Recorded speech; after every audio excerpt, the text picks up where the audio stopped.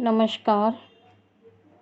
अब रेननकुलेसी फैमिली के डिस्क्रिप्शन के बाद हम आते हैं रेंज ऑफ फ्लोरल वेरिएशन की फैमिली के अंदर कितने तरह के पुष्प पाए जाते, मतलब उनका जो फ्लोरल डायग्राम है या पुष्प की जो संरचना है वो कितने तरह की पाई जा सकती है। तो उसके लिए डिफरेंट तरह के जो इसके अंदर जो स्पीसीज जीनस पाई जा रही है उन उनके फ्लावर का हम अध्ययन करेंगे, उनका फ्लोरल फार्मूला और फ्लोरल डायग्राम का अध्ययन करेंगे। उसके पहले एक चीज़ और रह गई थी उस दिन कि पॉलिनेशन और डिस्पर्सल किस प्रकार से होता है यहाँ पर। तो यहाँ पर रेननकुलेसी के अंदर जो पुष्प होते हैं वो प्रोटेंड्रस प्रकार के होते हैं, मतलब कि पहले यहाँ पर पॉलन ग्रेन का फॉर्मेशन होता है, उसके बाद एग का फॉर्मेशन होता है। और इस प्रकार और ये जो प्रोटेंड्रस फ्लावर होते हैं और इनके अंदर जो पॉलिनेशन की प्रक्रिया है वो पॉलिनेशन इनमें इंसेक्ट के द्वारा होता है।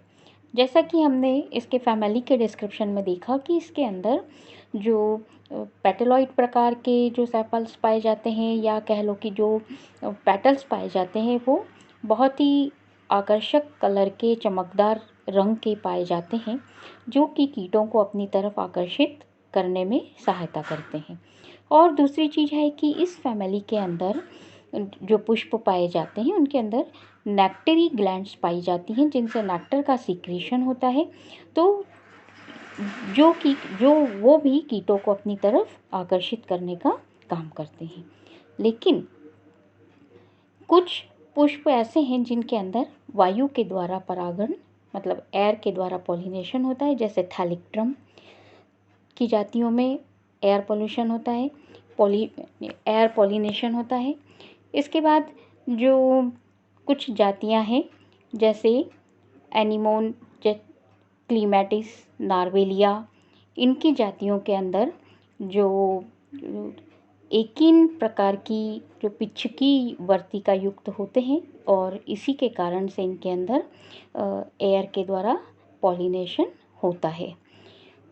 और हेलोबोरस, इनके अंदर पॉलिनेशन चींटियों के द्वारा होता है या फिर स्नेल्स के द्वारा होता है। तो कुछ इनके अंदर कुछ जातियों के अंदर रेननकुलेसी की कुछ जातियों में रेननकुलस की कुछ स्पीशीज़, रेननकुलस स्पीशीज़ की कुछ स्पीशीज़ में जो पॉलिनेशन है वो पक्षियों के द्वारा या जंतुओं के द्वारा भी होता है। ये तो हो गया इनका पॉलिनेशन किस प्रकार से होता है।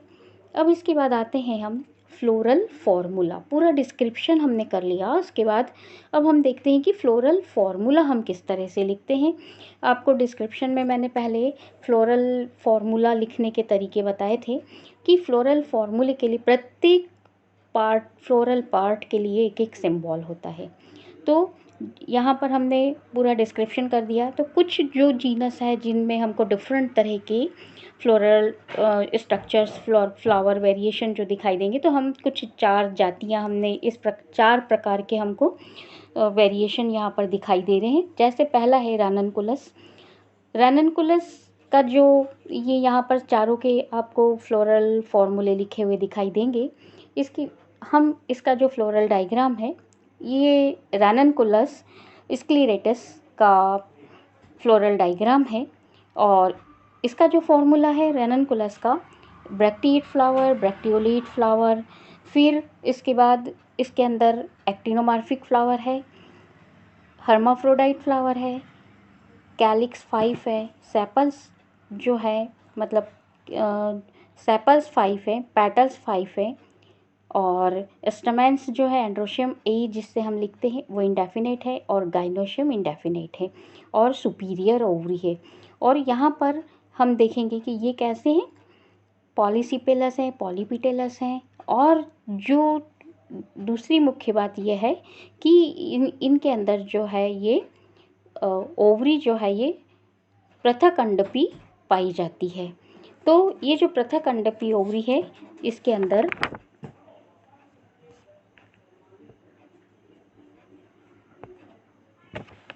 कार्पल जितने होते हैं वह सारे स्वतंत्र होते हैं। तो ये फ्लोरल डायग्राम इस तरह से, जो एंड्रोशियम है वो इंडेफिनेट है। यहाँ पर हमने ये इस डायग्राम में आप देखेंगे ये बाहर की तरफ है, ये सेपल्स हैं, इसके बाद ये अंदर की तरफ है, ये पेटल्स हैं, और अंदर इंडेफिनेट एंड्रोशियम बता रहे हैं। तो ये सारे, ये जितना ये सर्कल है ये पूरा इंडेफिनेट एंड्रोशियम है। और ये जो है ये ओवरी, जो कि स्वतंत्र अंडपी, वो सारे कार्पल्स फ्री कार्पल हैं सारे।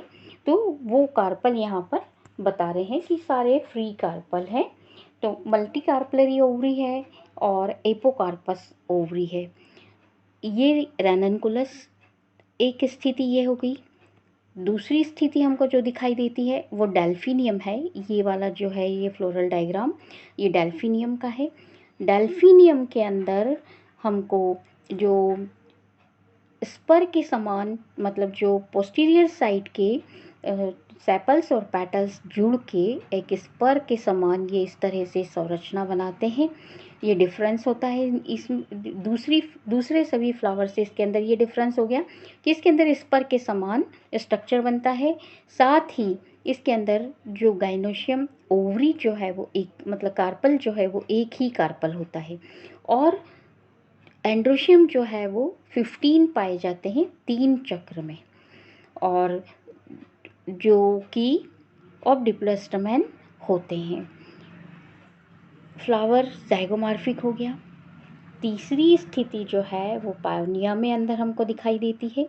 यहाँ पर इंडेफिनेट है एंड्रोशियम, और ओवरी कैसी है, मोनोकार्पलरी ओवरी है, लेकिन बाइलोक्यूलर, 2 लोक्यूल है इसके अंदर। इसके बाद इसके अंदर एक्टिनोमॉर्फिक फ्लावर है, और जो ये सेपल्स और पेटल्स जो, मतलब ई ब्रैक्टिएट फ्लावर है, और सेपल्स और पेटल्स ऐसे 2 चक्र में लगे हुए हैं।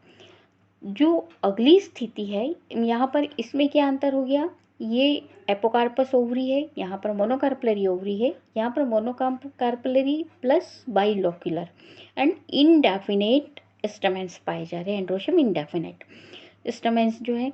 इसके बाद ये जो है फ्लावर क्लीमेटिस, यहाँ पर हमको पेरिएंथ दिखाई देगा, एंड सेपल और पेटल नहीं दिखाई देंगे, ये पेरिएंथ है।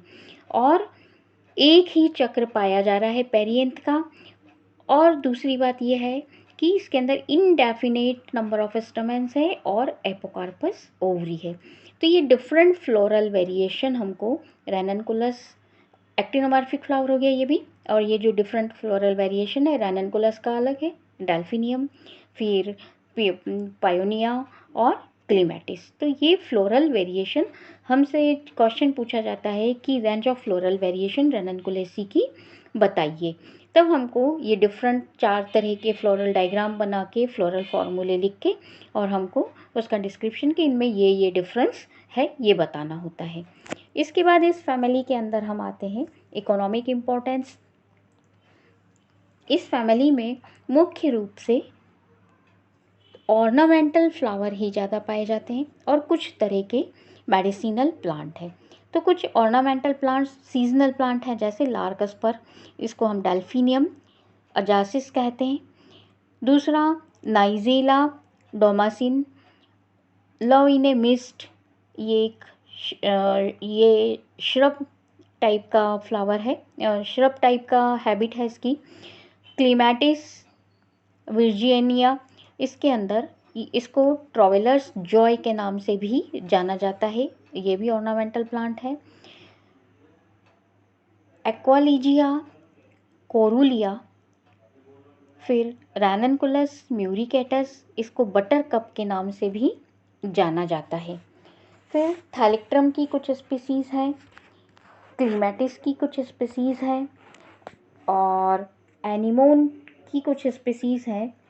ये सारी एकोनिटम, ये सारी स्पीसीज़, सारी जीनस जो है वो ऑर्नामेंटल प्लांट के रूप में लगाई जाती है।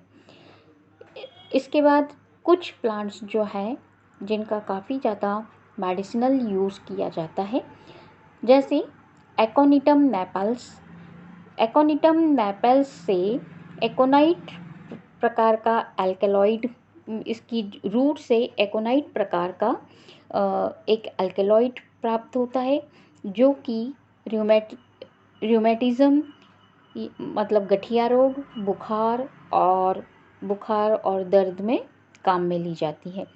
मतलब ये जो है एक नर्व सेडेटिव के रूप में भी प्रयोग में लाया जाता है, ये एल्केलॉइड, जो कि इस एकोनिटम से प्राप्त होता है। राननकुलस अर्वेंसिस, ये भी एक अर्वेंसिस या राननकुलस म्यूरिकेटस, इससे भी एक प्रकार का एल्केलॉइड निकलता है, और वो जो है वो इंटरमिटेंट फीवर, मतलब जो कुछ रुक रुक के आता है जो फीवर, उसमें फ़ायदेमंद होता है।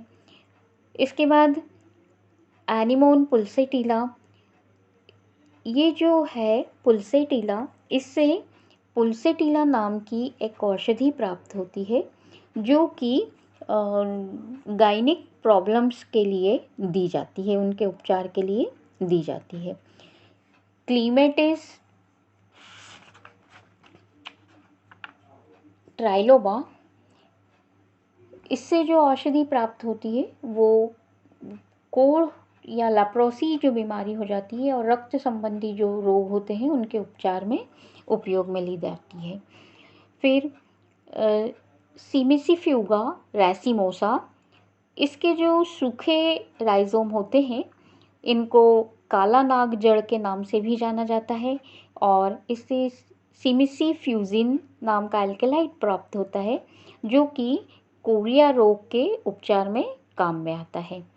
रैननकुलस फिकेरिया, ये पाइलवर्ट के नाम से जाना जाता है, और जैसा कि नाम से जाना जाता है पाइलवर्ट, तो पाइल्स के उपचार में इसको उपयोग में लिया जाता है। डेल्फिनियम सीरूलियम, इसकी जो रूट्स हैं वो इंसेक्टिसाइड के रूप में काम में ली जाती हैं। डेल्फिनियम स्टेफिसीग्रिया, इसके जो बीज हैं वो एक फंजीसाइड के रूप में उपयोग में लिए जाते हैं।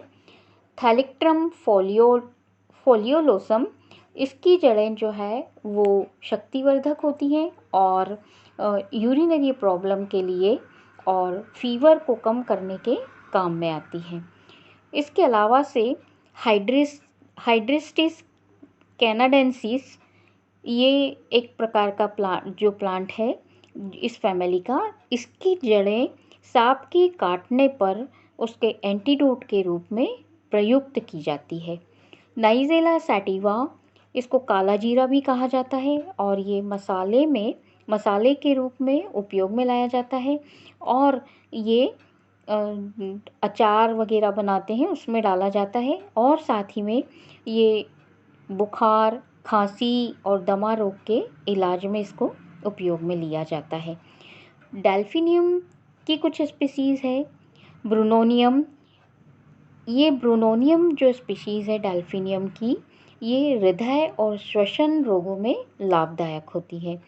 इसके अलावा से कुछ जो एक दो जातियां हैं जो कि हिमालय की तराइयों में पाई जाती है, और कुछ जलीय पादप हैं जैसे कैल्था, ये जलीय पादप हिमालय में पाए जाने वाला जलीय पादप है। फिर नार्वेलिया, ये आरोही श्रुप है, इनको भी कुछ मेडिसिनल यूज़ में या फिर इस तरह से उपयोग में लिया जाता है। तो ये तो हो गया इस पूरी फैमिली का फ्लोरल वेरिएशन से लेकर पूरा डिस्क्रिप्शन और साथ ही में इसका इकोनॉमिक इम्पोर्टेंस। धन्यवाद।